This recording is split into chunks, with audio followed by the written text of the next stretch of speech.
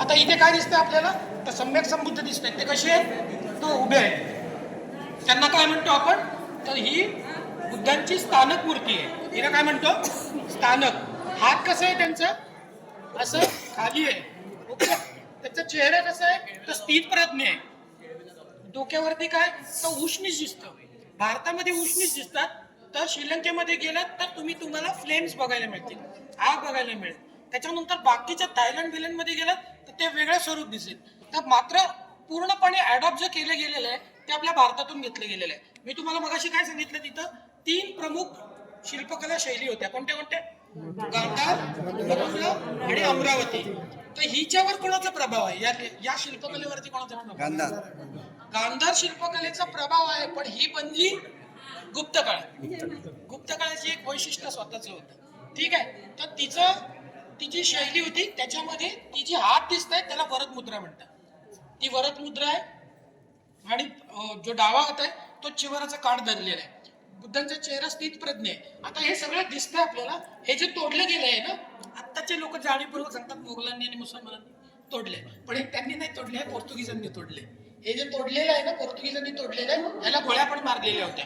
ठीक आहे. इथं कवायती केल्या गेलेल्या होत्या. पोर्तुगीजांनी भरपूर म्हणजे नष्ट केलं. ठीक आहे. तर ही जे तुटले गेले नंतरच्या काळात, म्हणजे साधारण 16व्या शतकाच्या आसपास या लेण्यांच्या विकृतीकरणाला सुरुवात झालेली होती. आता वर कोण दिसते तुम्हाला? एकदम वर. तर ते डोक्यावरती तुम्हाला काय दिसतंय? तर ते मस्त छान असं काहीतरी तोरण सारखं दिसतंय ना. तर ते मकर तोरण आहे. त्याला काय म्हणतात? मकर तोरण आहे. मकर तोरण, मकर म्हणजे काय? ते मकरच. मकर म्हणजे मगर. तुम्ही डाव्या बाजूला बघितलं तर ती मकर दिसते बरोबर. तिच्या तोंडातून ते आलेलं आहे. ठीक आहे. तर ते एकत्रित टच होत आहे. ते वरती जलकुंभ आहे बघा वरती. ते कलश आहे किंवा ते बुद्धांच्या निर्माणाचं प्रतीक किंवा राग ठेवली होती किंवा त्यांचे पवित्र शारीरिक धातू ठेवले त्याचे प्रतीक आहे. त्याच्या बरोबर त्याच्या बाजूला ते नागराजे दिसतात.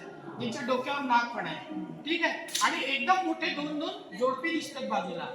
तर ते एकदम मस्त लयबद्ध दिसते तुम्हाला, छान एकदम. आजपासून 1500 वर्षापूर्वी हे कोरलेलं आहे. किती? 1500 वर्षापूर्वी. आणि किती सुंदर कोरलेलं आहे. कुठेही हात वाकडा झालाय किंवा जास्त झालाय असं दिसतंय का तुम्हाला? अजिबात नाही. तंतोतंत. कारण याचं शिक्षण इथं दिलं जात होतं.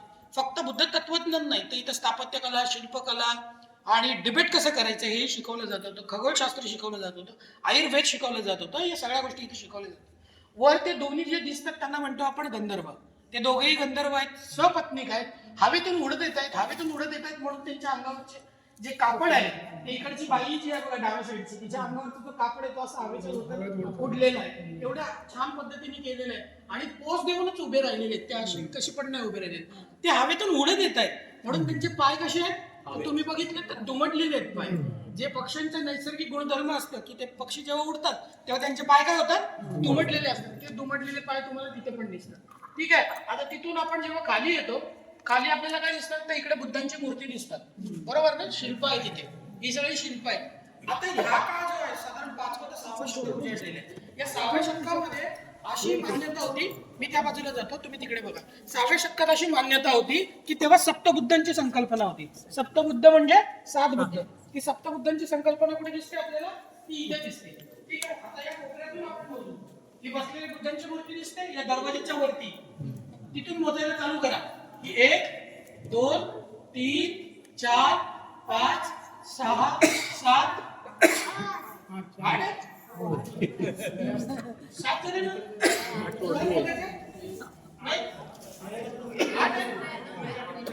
अच्छा, मग 7 बुद्ध मी बुद्धांचे म्हटले, बुद्ध म्हटले. आता परत मोजूया. 1 2 3 4 5 6 7 बरोबर. 7 बुद्ध आहेत. आणि 8वे जे दिसत आहेत ज्यांचा चेहरा भग्न झालेला आहे ते कोण आहेत? मैत्री बुद्ध. तर ते भविष्यात होणार आहे मैत्रीय. आता हे बोधिसत्व आहे. कोण आहे? बोधिसत्व. आता तुम्ही म्हणाला आता बोधिसत्व कोण आहे ते सांगत होता. आता डायरेक्ट बोधिसत्वावर आला. आता बोधिसत्व ही संकल्पना अशी आहे की आता बुद्ध येत नाही. आता बुद्धांचं महापरिनिर्वाण झालंय. मग बुद्धांचं राहिलेलं काम कोण करतंय? बोधिसत्व करतात. तर बोधिसत्व काय करणार? बोधिसत्व तोपर्यंत बुद्धत्व प्राप्त करून घेत नाही जोपर्यंत त्यांना या भूमीवरील, या बाळा नको, बाळा नको लागू. तर या सृष्टीतील प्रत्येक प्राणी मात्र जोपर्यंत सुखी होत नाही तोपर्यंत ते निर्वाण आपल्या बोधिसत्व बुद्धत्व प्राप्त करून घेत नाही. त्याच्यामध्ये बोधिसत्वच राहतात. म्हणजे विचार विचार हा हे कोणी ऐतिहासिक व्यक्ती नाही. सम्यक संबुद्ध ऐतिहासिक व्यक्ती होऊन गेले, पण बोधिसत्व ही संकल्पना होत्या. बोधिसत्व ही ती व्यक्ती असते की जो बुद्धत्व प्राप्त करण्याच्या दिशेने मार्गक्रमण करतो. अशा व्यक्तीला आपण बोधिसत्व म्हणतो. आपण बाबासाहेबांना काय म्हणतो? ते गुण असतात त्यांचे, तो सगळ्यांच्या कल्याणासाठी बघत असतो, कल्याणाचा विचार करतो, म्हणून त्याला आपण म्हणतो बोधिसत्व. 6वे ते 7व्या शतकानंतर, आता हा काळ कुठला चालू आहे? 5वे 6वे शतक चालू आहे. आतमध्ये 2रं शतक होतं, तेव्हा या लेण्यांमध्ये ही मूर्त्या तयार होत्या का? तर अजिबात नव्हत्या. हे सगळं प्लेन होतं, फक्त हे लोक होते. आता हे कोण आहेत? स्थानिक असते. आता हे लोक ते लोक आहेत की ज्यांनी या लेणीला मोठ्या प्रमाणामध्ये दान दिलेलं होतं, ते दान करते. आता ही संकल्पना कुठून आली? तर ही संकल्पना पहिल्यांदा मांडली गेली आपल्या कार्ला लेणीवरती. त्याचं कारण असं आहे की तुम्ही आत्ता पण बघितलं तर एखाद्या गार्डन मध्ये जर बेंच दिला तर त्या बेंचवर कोणाचं नाव असतं? त्या महान आमदारांचं नाव असतं ज्यांनी ते दान दिलं. ठीक आहे, पण यांनी नाव दिलं नाही.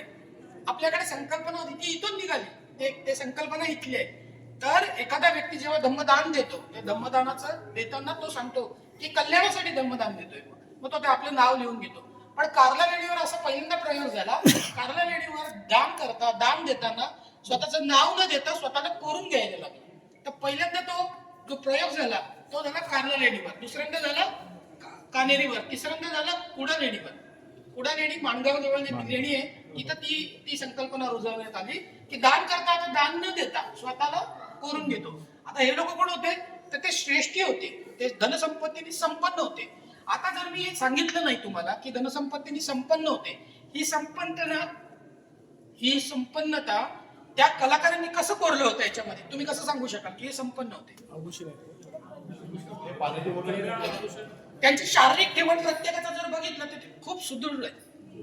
त्यांचं स्थूल शरीरमान हे मला इंडिकेट करतं की ते खूप संपन्नता त्यांच्याकडे होती. पुरुष स्त्रिया जसे आभूषण घालायची तसे पुरुष देखील आभूषण घालत होते. जे वरचा जो फेटा आहे, त्यांनी जो पगडी बांधलेली आहे, मुंडासा बांधलेली आहे, तर ती सरळ सरळ सातवाहन किंवा मौर्य काळातली इंडिकेट करतात, कारण की त्या काळातच ती पद्धत होती. ठीक आहे. आता या स्त्रियांनी आपल्याला आता असं वाटेल की आपण खूप मॉडर्न आहोत, आपल्याकडे खूप पर्स आणि हे ते वापरतो, पण तुम्ही म्हणजे तुमच्याही अगोदर त्यांच्याकडे पर्स ते लोक वापरत होते. हे खूप तल्लम कापड त्यांच्या अंगावर असायचं. महिलांच्या पायामध्ये तोडे असायचे. पुरुष पण कधी कधी तोडे बाकीच्या लेण्यांमध्ये बघायला मिळेल. त्यावेळेला आतापर्यंत म्हणजे ही जेव्हा निर्माण झाली, हा 2रं शतक आहे, तोपर्यंत शूज अवेलेबल पुरुषांनी आहे या बाजूला.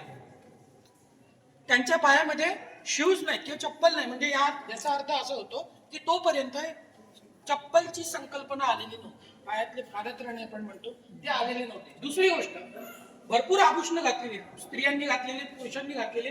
स्त्रियांचं एक आभूषण मिस आहे, जे आता स्त्रिया घालतात, तो आभूषण याच्यात मिस आहे. तुम्ही सांगू शकाल? त्या काळामध्ये तुम्ही आलेले आहेत म्हणून ते सांगताय ना सगळं. तर स्त्रियांच्या गळ्यामध्ये मंगळसूत्र नाहीये, कारण तोपर्यंत मंगळसूत्र ही संकल्पना उदयास आलेली नव्हती, त्याच्यामुळे तुम्हाला ती मंगळसूत्र दिसत नाही. ठीक आहे. तर या सगळ्या संकल्पना आहेत. इथे वरती तुम्हाला दिसते ते सप्तबुद्ध आहेत, ते पद्मासनात बसलेले आहेत. वितरक मुद्रा आहे त्यांची, जे हाताचं जेस्चर आहे त्याला वितरक म्हणतो. असं जो असतो काय वितरक म्हणतो. ती दिसते, हे सप्तबुद्ध आहेत. 8वे दुसरे मैत्रेय बोधिसत्व आहेत, जे भविष्यात होणारे बुद्ध आहेत. आता ते तप्त आहेत आणि ते भविष्यात बुद्ध होतील अशी संकल्पना आहे. म्हणून ते आता बोधिसत्व नेहमी म्हणजे आता हे बुद्ध जे आहेत तुम्हाला मला चिवर घातलेले दिसते, ते चिवर घातलेले नाहीये, त्यांनी आभूषण घातलेली. ठीक आहे. इथे जसं बोधिसत्व आहे तसं त्या कोकणात सुद्धा बोधिसत्व आहे. आता या बोधिसत्वाच्या हातामध्ये काय काय आहे? हा बोधिसत्व आहे, उभा जो आहे तो बोधिसत्व आहे. 7वं 8वं शतक आहे, 6वं 7वं शतक आहे. त्याच्या हातामध्ये एका हातामध्ये पद्म आहे, डाव्या हातात डेटासर कमळ आहे. उजव्या हातात काय आहे? टाकी तुझ्या हातात आहे. उजव्या हातात त्याच्या माळा आहे.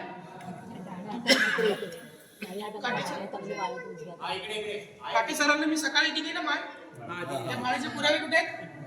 आणि सर मी मोजली 108 108 आहे. ओके, त्याचं सांगा पण 108 का? 108 काय? 108 एवढंच करतायत का 108 बोधिसत्व होऊन गेले? ही संकल्पना आहे, संकल्पना आहे, ऐतिहासिक व्यक्ती नाही येत ती संकल्पना आहे. ती बोधिसत्व आहे, त्या बोधिसत्वाची शक्ती इथं बाजूला आहे. ती कोण आहे? ती कोपऱ्यात ती एक त्यांना व्यक्ती पाणी आहे. द्यायला थोडं पहिलं. हा? पाणी बघ थोडं पाणी. हा, पिते, पिते. ती कोपऱ्यात आहे ती कोण आहे? तारा. तिचं नाव तारा आहे. वेगवेगळ्या तारा आहेत. किती? सुरुवातीला 4 तारा आहेत, 4 दिशेने 4 तारा असतात. पण ही एकमेव अशी तारा आहे, ही सगळ्यांपेक्षा डिफरंट आहे. जेव्हा ती तारा बनवली गेली तर ती एवढंच करता होती, तारा हिचं नाव स्पेशल आहे आणि ही अख्ख्या भारतात कुठे बघायची. ही फक्त आपल्याला मुंबईच्या कावेरी लेणीमध्ये बघायला मिळते. त्याचं कारण असं आहे की तिच्या उजव्या हातामध्ये दिवा आहे, डाव्या हातामध्ये मशाल आहे. काय डाव्या हातात काय उजव्या हातामध्ये मशाल आहे, डाव्या हातामध्ये मशाल अच्छा मशाल ती दिशा दाखवण्याचं काम करते म्हणून तिचं नाव आहे दीपतारा. काय नाव आहे? ही अख्ख्या जगामध्ये कुठे बघायला मिळते. ही एकमेव इथेच आहे. कावेरी. ही दीपतारा आहे. ही बुद्ध आहे. त्या शिल्पाचं काय सर डाव्या हातात काय म्हटलं तुम्ही नाही वरती मशाल पकडली आणि खालच्या या हातात इथे- इथे दिवा आहे, दिवा. उजव्या हातात दिवा आहे. उजव्या हातात दिवा आहे. आणि विशेष म्हणजे या ताराच्या डोक्यावरती चंद्र आहे. तिने जिथे काम केलं ना, ती वरचा भाग आहे सिद्धा. म्हणजे डाव्या कानाच्या वर चंद्र आहे. दिसते का तुम्हाला? हा बरोबर आहे. नाही, तिच्या डाव्या कानाच्या वर आहे ना, तिचा तो जो केशांची रचना आहे त्याची, तिने चंद्रकोर आहे. चंद्रकोर आहे. नीट झूम करून बघा. तिच्या इथे इथे इथे इथे त्या ह्याच्यात. ठीक आहे. हा, ही दीपतारा एकमेव आहे. ठीक आहे. आता या सगळ्या मी गोष्टी सांगतोय, या मला कशा कळल्या? तर इथे तुम्ही 2 स्तंभ जे बघताय, या 2 स्तंभांवरती शिलालेख आहे. या शिलालेखातून बऱ्याचशा गोष्टी कळाल्या की एका गंधवटी म्हणतात. ठीक आहे. हा कोणता काळ आहे? हा काळ आहे इसवी सनाचं 2रं शतक, म्हणजे इसवी सनाचं 180. या काळामध्ये गौतमीपुत्र सॉरी यजनशील सातवाहन राजे जे होते त्यांचं याच्यामध्ये नाव आहे. ठीक आहे. हा, एक प्रश्न आला होता. बाहेर आहे. इथेच राहतो. तर कलश पूजा आपल्यामध्ये आहे ना, अभिषेक पण आपल्यामध्ये बुद्धिझममध्ये अभिषेक. त्याच्यामुळे आपल्या संस्कृतीला कलाटणी नका देऊ. अभिषेक आपल्यामध्ये आहे. अभिषेक कुठे केलं जायचं नंतर परत कधीतरी आपण अभ्यास दौरा घेऊ तेव्हा मी सांगेन. चालेल. त्या गंधर्वटीचे जे दगड, इथं गंधर्वटी नाव होतं, त्याचं शिलालेख त्या कोपऱ्यात आहे.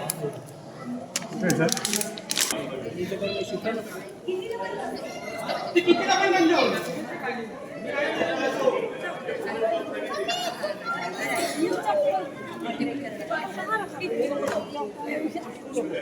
हे दोन्ही स्तंभ आहेत. स्तूपाचा भाग बघताय, तो उजव्या बाजूला तो स्तूप आहे त्यांचा. ठीक आहे. समोरचा स्तूप तुम्हाला समजून सांगतो.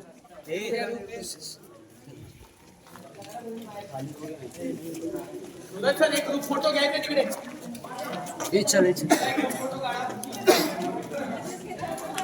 बर्ड नावाचे अधिकारी आहेत, त्यांनी जेव्हा याचं उत्खनन केलं याच्यामधून पात्र मिळालं आणि त्याच्यामध्ये मी सांगितलं बोधिरुची नावाचा व्यक्ती होता जो कनक देशातला होता, कनक गावाचा होता आणि तो कुठून होता तर सिंध प्रांतातून. तर सिंध प्रांत कुठे आहे? पाकिस्तान मधून दान दिलेलं होतं त्याने. आणि हा स्तूप 14 फुटांचा तो आज किती आहे? 1.5-2 फुटांचा आहे. आणि ह्याच्यामध्ये जे सापडलेलं होतं ताम्रपट सापडलेलं होतं, याच्यामध्ये त्यांनी ज्यांना दान दिलेलं होतं म्हणजे ज्यांच्या स्मृती प्रित्यर्थ येते त्यांचं नाव होतं सारदीपुत्त. सारदीपुत्त कोण आहेत? ज्यांना आपण काय म्हणतो सारीपुत्त. सारीपुत्त कुठे असतात? जिथे बुद्ध असतात तिथे. समोर काय आहे? गंधकुटी. इथे कधी काळी बुद्धांचा भिक्षा आपला बुद्धांचं शारीरिक धातू आलेली होते म्हणून इथं सारदीपुत्तांचं इथे ते त्यांचे चिवराचं कापड सापडलेलं होतं, ताम्रपट सापडलेलं होतं. पण जे काही आपल्याला इथले व्हॅल्युएबल जे होते त्या इंग्रजांच्या काळातच आपल्याला भेटले नाहीत, ते नाहीसे झाले, ते भेटलेच नाही कधी आपल्याला. ठीक आहे. हा एवढा मोठा व्हॅल्युएबल आहे. इथे इन्फॉर्मेशन नसल्या कारणाने इतर लोकांना याची इन्फॉर्मेशन माहितीच नाही आणि बिंदास याच्यावर उभे राहायला पोरांना उभं करतात. त्याच्यामुळे एवढी व्हॅल्युएबल गोष्ट आहे ही आज भारतीय संस्कृती आहे जी नष्ट होत चाललेली आहे आणि भारतीय जी मानसिकता आहे त्याच्यामुळे प्रामुख्याने हे व्हायला लागलं. ठीक आहे. आपण बोर्ड लावू शकतो बोर्ड लावू शकतो आपण G20 झालं ना G20च्या वेळेला असे जे बोर्ड आहेत ना असा बोर्ड इथे होता तो काढून दिला पुरातत्व म्हणजे विचार करा 16व्या शतकातला दरबार हॉल असं नाव आहे. दरबार हा शब्दच मुळात 16व्या शतकात मुघलांचा आहे. ते एका लेणीला दरबार हॉल म्हणतात ते. पुरातत्व खातं एवढं गाढवपणा करा प्रशासनाची मानसिकताच नाही. म्हणजे 16व्या शतकातला दरबार हा शब्द आहे. मोगल काळातला दरबार हा शब्द आहे. पण त्याला त्या लेणीला म्हणजे जी लेणी आजपासून 2000 वर्षापूर्वी बनली तिला ते दरबार हॉल म्हणतात. ही अशी मानसिकता आहे. ठीक आहे. आपण पुढे जाऊया. मला 36 आणि 41 करा. दोनच करा 36 41. 11 नंबर आणि वापस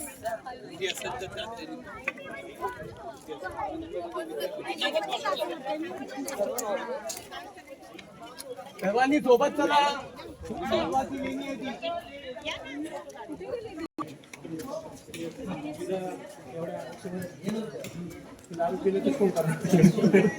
म्हणून ते आम्हाला लावतो.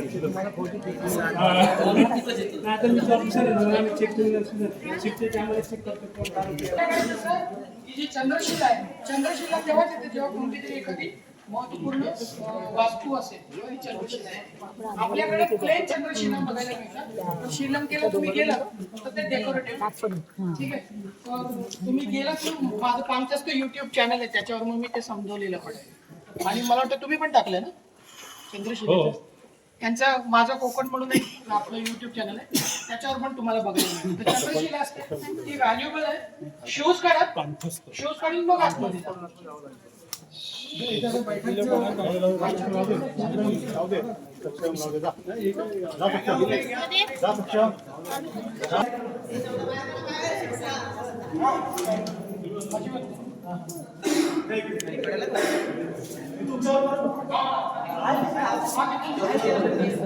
बरं ही लेणी जी आहे ही सगळ्यात मोठी बघा किती विदाऊट स्तंभांची केवढी मोठी मूर्ती आहे. त्याच्यावर उभं नका राहू सर.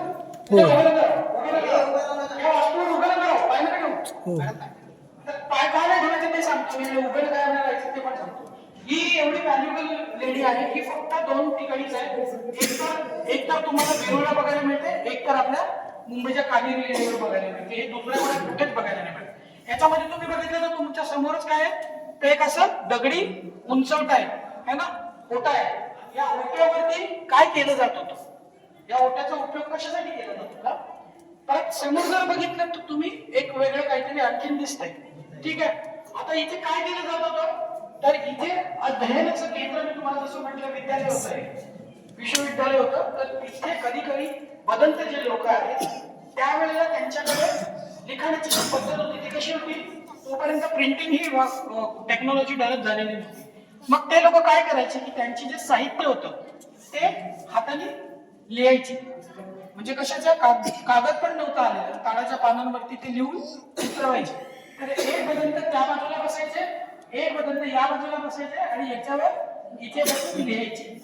तर हे लिहायचं आपल्याकडे आता या काळापर्यंत टेबल किंवा खुर्ची ही इंट्रोड्यूस झालेली नव्हती.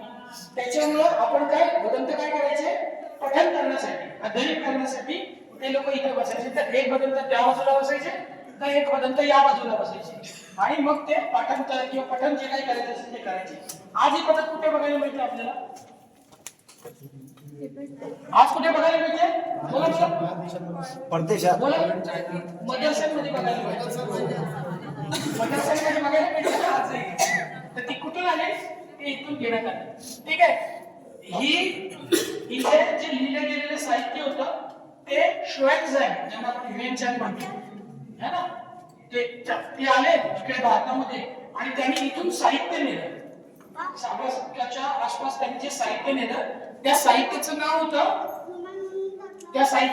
होतं तिथे आपल्याला एक अत्यंत महत्वाचं ते बघायचं आहे ते बघूनच आपण रिटर्न जाणार किती वेळ झाला तर त्याच्या ते जे साहित्य होतं त्याचं एक दशमुख अवलोकितेश्वर धारिणी असं त्या ग्रंथाचं नाव आहे. काय?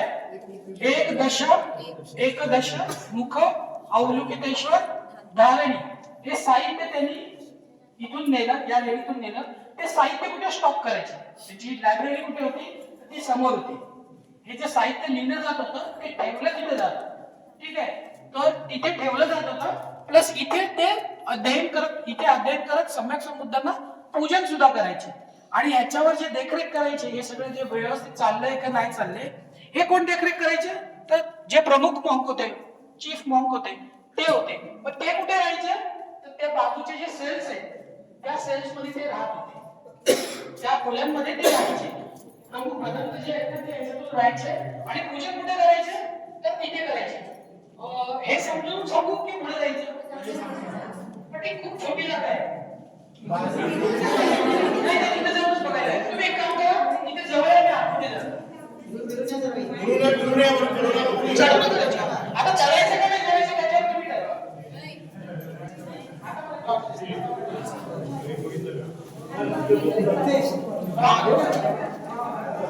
ठीक आहे, याचं लक्ष ठेवा. शासन करतो सरांना आतमध्ये कामाला जात चला या या, त्याच्यावर उभं नको राहू.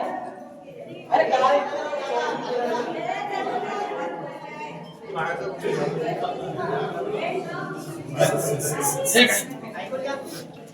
चला या या या, मुलांनी या, छोट्या छोट्या मुलांनी या पुढे. आई शपथ, डोकं पडलं. काय झालं? तुम्ही या इकडे सुनील सर. बरं, ही बुद्धांची मूर्ती आहे, दिसते ना तुम्हाला?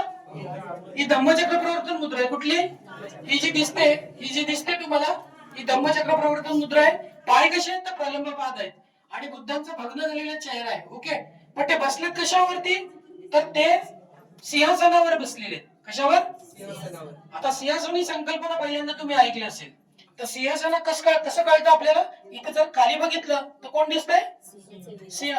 बुद्धांना आणखीन एक नाव होतं. काय नाव होतं? नरसिंह. तर तसं त्यांना शाक्य सिंह पण म्हणत होते.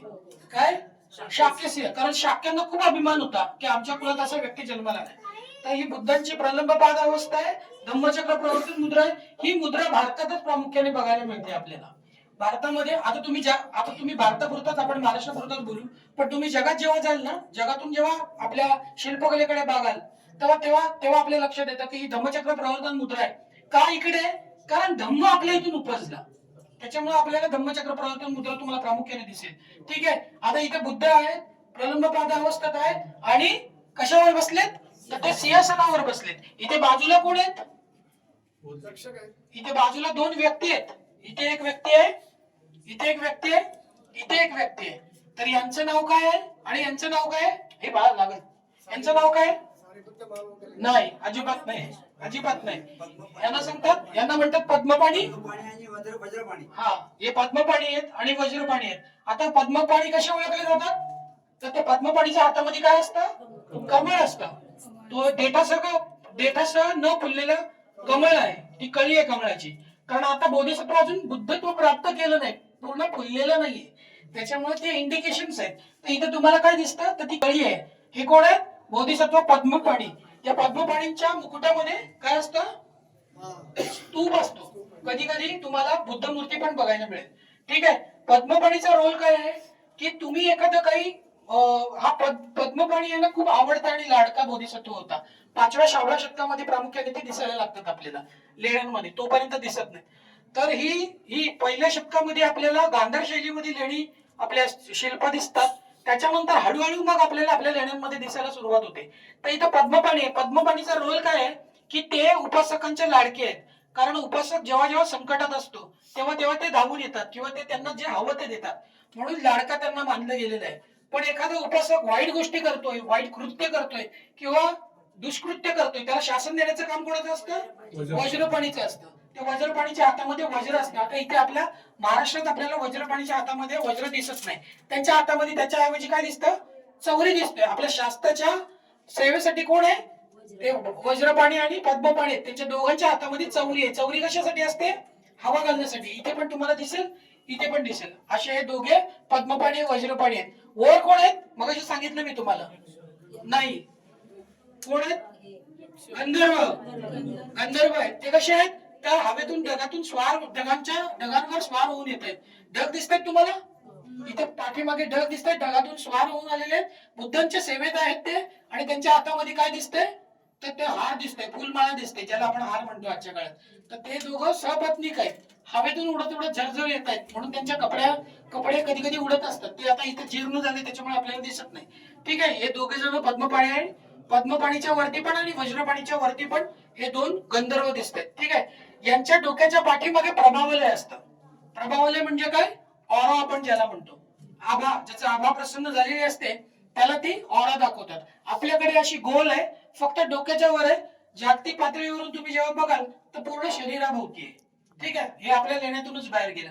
हे सेम रिप्लिका त्यांनी इतर रिटर्न परत आणलेलं आहे आता हे काही सांगायची गरज नाही आपण बाहेर जाऊ ह्याला दरवाजा होता कधी काळी तो दरवाजा आज नष्ट झालाय लाकूड काम होता याच्यामध्ये बाहेर जाऊया आपण ठीक आहे ह्याला दरवाजा होता बघा मेकॅनिझम होतं आता चवरी आहे याच्या हातामध्ये आता याच्या हातामध्ये चवरी आहे पण त्याच्या हातामध्ये वज्र असतं शासन करायचं काम चला, चला, बाहेर चला.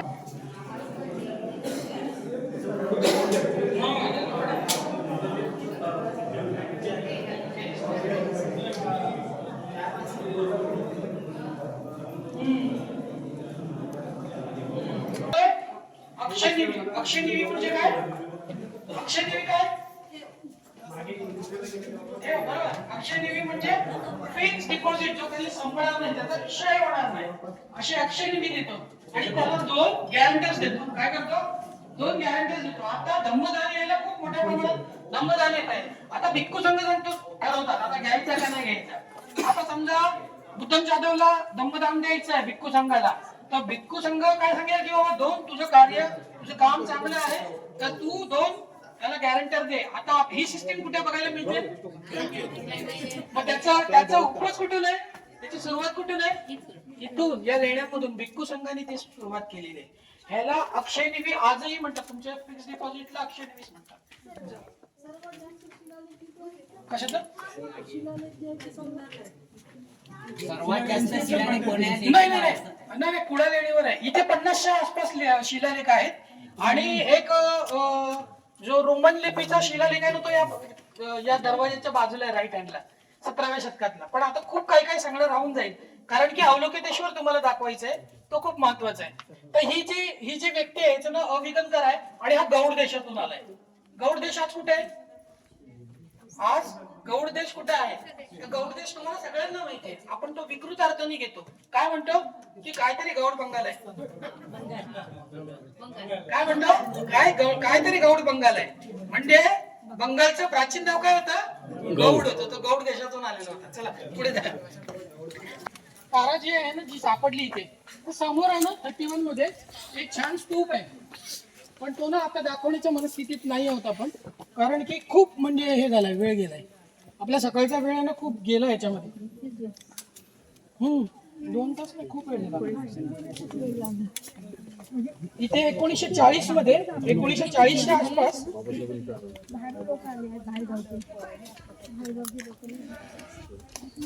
हे बघा ही ती तारा आहे ही जी तारा आहे ही तारा लाकडाची आहे शिसमची आहे तर ही जी तारा आहे ना ही इथे सापडली आपल्याला ही 1940च्या आसपास हा इथे या मातीखाली सापडली त्या मातीखाली डेब्रिज मध्ये सापडली आणि ही ताराच आहे ही ती दीप तारा होती तर इथे या डेब्रिज मध्ये ती सापडली त्या लेणीमध्ये पण लाकडाच्या स्तूपाची प्रतिकृती सापडलेली होती किंवा मूर्ती पण सापडली अशा तज्ञांचं मत आहे आता ही तारा इथे सापडली सांकालिया म्हणून एक शहर आहेत त्यांनी त्याच्यावर लिखाण केलेलं होतं आणि ज्यांना सापडली त्यांचं नाव होतं मगू दीक्षित त्या मगू दीक्षित सरांना पुण्याचे होते त्या दीक्षित म्हणजे तुम्ही समजून जा त्यांनी इथं ती हे केलं काम केलं आणि त्या मातीच्या डेब्रिज मधून ही तारा सापडली ही तारा आज कुठे आहे मला माहिती आहे आणि ही एकतर नालंदा विश्वविद्यापीठाशी कनेक्टेड आहे असं सांकालिया सरांचं मत आहे ठीक आहे तर ती आज आपल्याला बघायला नाही मिळत आपल्याला जनरल लोकांना कोणालाच बघायला नाही मिळत ठीक आहे आपण आता पुढे जाऊया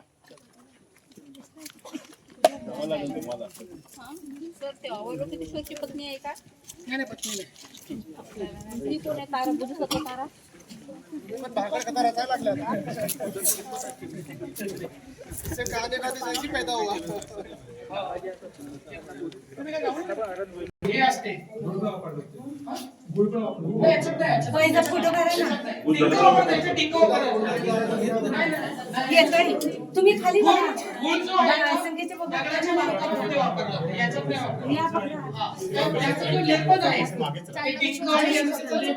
लेपन लावलं जाईल आणि याचं मड प्लास्टर जे आहे ते तुम्हाला दिसतंय. बाजूच्या लेणीमध्ये बाकी इकडे तिकडे जाऊ नका. हे वर बघा वर बघा वर. हे काय आहे? ते लेपन आहे. चित्र काढायच्या आधी हा मड प्लास्टर केला जायचा. ज्यांना शेड सारवता येतं ना त्यांना समजेल ते की याचं लेपन केलं जातं एक लेवल मध्ये आणि ते ओलं असताना चुन्याचं एक लेपन केलं जायचं. ओके, मग त्याचा बेस तयार व्हायचा आणि बेस तयार झाल्यानंतर मग चित्र काढायचं. तर ते कसं दाखवतो तुम्हाला, तर तुम्ही आहे ना इथं उंचवताय ते उंचवता. खाली बघा, खाली बघा, खाली बघा, इकडे बाजूला खाली गिलावा जो आहे तुम्ही इथं जसं गिलावा आहे तसं गिलावा दिसतोय ना. बाकीच्या लाईट बंद करा, एकच लाईट सगळ्या लाईट बंद करा. तुम्ही बाकीच्यांनी बंद करा. बाकीच्या बंद करा लाईट सगळ्या. आता इकडे चित्रणचं आहे, फक्त इथे चित्र नाही. ठीक आहे, आता तुम्ही कसं बघाल माहिती का? असं बघा, असं बघा. ठीक आहे, हे कानेरी माणसं मी लास्ट टाइम फक्त बुद्धांच्या आठवणीच्या YouTube साठी बोललो की हे चित्रण जे आहे शेताचं, हे एकमेव चित्रण आहे अख्ख्या भारतामध्ये. कारण सम्यक संबुद्धांचे चित्र छताला कुठेच नाहीये, कुठे म्हणजे कुठेच नाहीये. त्याला तुम्हाला जॉमेट्रिकल शेप्स बघायला भेटते. बरोबर आहे. ज्या वेळेला सम्यक संबुद्ध म्हणजे सिद्धार्थ जो आहे, सिद्धार्थ हे सम्यक संबोधी प्राप्त करतात आणि तू सम्यक संबुद्ध झालायस असा जेव्हा मार विचारतो तेव्हा तुला याला साक्षीदार कोण आहे, तर ते कुणाला साक्षीदार म्हणतात? अवनीला, त्या धरतीला. तेव्हा धरतीला ते साक्ष मांडतात म्हणून ते हळूच हात बाहेर काढतात आणि त्याला टच करतात खाली जमिनीला. त्याला म्हणतात या मुद्रेला काय म्हणतात? स्पर्श. ठीक आहे, त्यांचा शिवराचा काढ दिसतोय आपल्याला, त्यांच्या पाठीमागचा लोट दिसतोय, डोक्याच्या पाठीमागची आभा दिसते आपल्याला. ठीक आहे, एक आणि पद्मासन दिसते. ठीक आहे, असं सगळं दिसतं, हत्ती वगैरे सगळं दिसतंय. ठीक आहे, आता समोर जर आपण बघितलं तर हे महत्वाची वास्तू आहे. ठीक आहे, आतापर्यंत आपण ही कधी काळी या एक संकल्पना आहे. ही संकल्पना म्हणजे चल आणि अचल ही संकल्पना होती. चल आणि अचल. अचल म्हणजे आणि चल म्हणजे मुव्हेबल. अचल म्हणजे ती चालणार आहे. तर ही चल मूर्ती होती. त्याचं कारण असं आहे की ही मूर्ती उचलली जात होती आणि उचलून तिचं वाजत गाजत मिरवणूक काढली जात होती आणि मिरवणूक काढून ती एका विशिष्ट जागेवर नेली जात होती. तिचा अभिषेक घातलं जात होतं आणि अभिषेक घालून ती दर्शनासाठी ठेवली जायची आणि मग ते दर्शन करून पुन्हा इथे आणून त्याच जागेवर राहिली पाहिजे म्हणून तिला खाच होतं की ते बरोबर त्याच्यामध्ये फिक्स झाली पाहिजे. हा इथे होल पडेल. आता हा होल देवाच्या वतीने सांगता नाही. नंतरच्या काळात ती गेली ना, नष्ट झाली, कारण भिक्खू संघ निघून गेलेली. ठीक आहे, ही संकल्पना तुम्हाला पुढे समजावून सांगणार नाही. हिची मिरवणूक काढून ते अभिषेक घातला जातो. हा एवढंच होतं पण अपूर्ण आहे, कधीच पूर्ण नाही आलं. ते त्याचा रिझन असा आहे की त्याचे दमला नाही होतं, ते कमी झालं.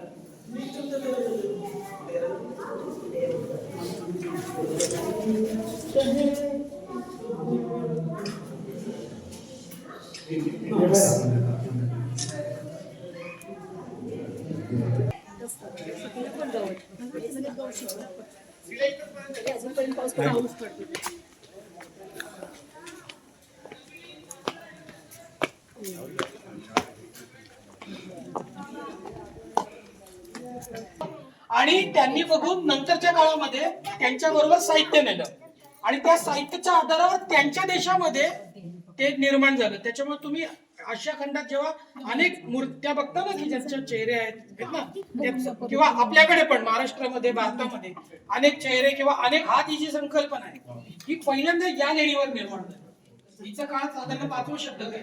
त्याच्यानंतर मग बाकीच्या संप्रदायाने घेतलं. याला 4 हात होते. किती?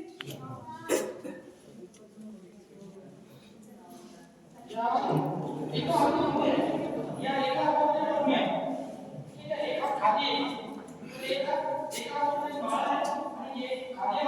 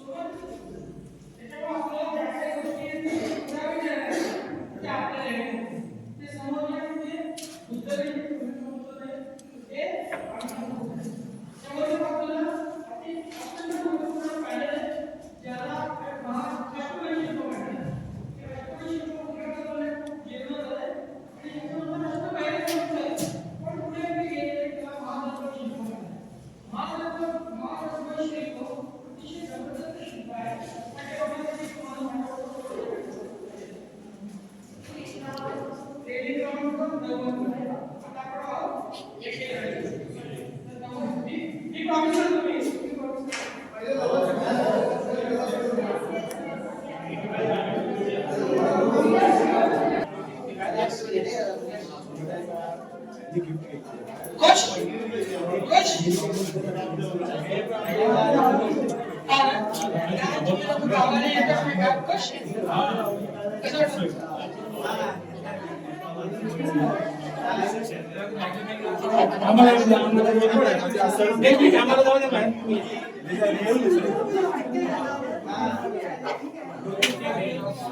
तीन आहे तीन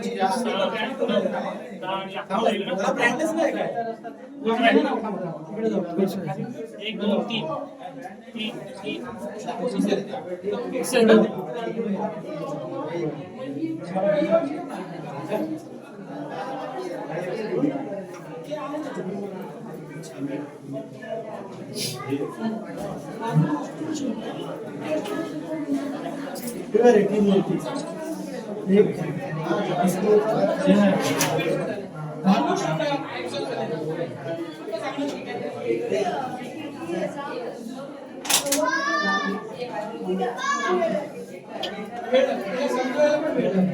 आमचा कुठं गेला आमचा मोठा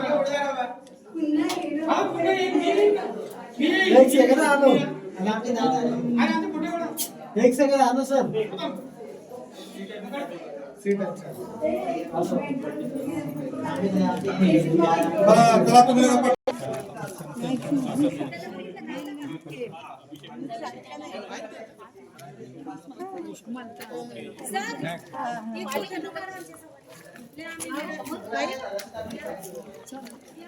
काय म्हणतात सर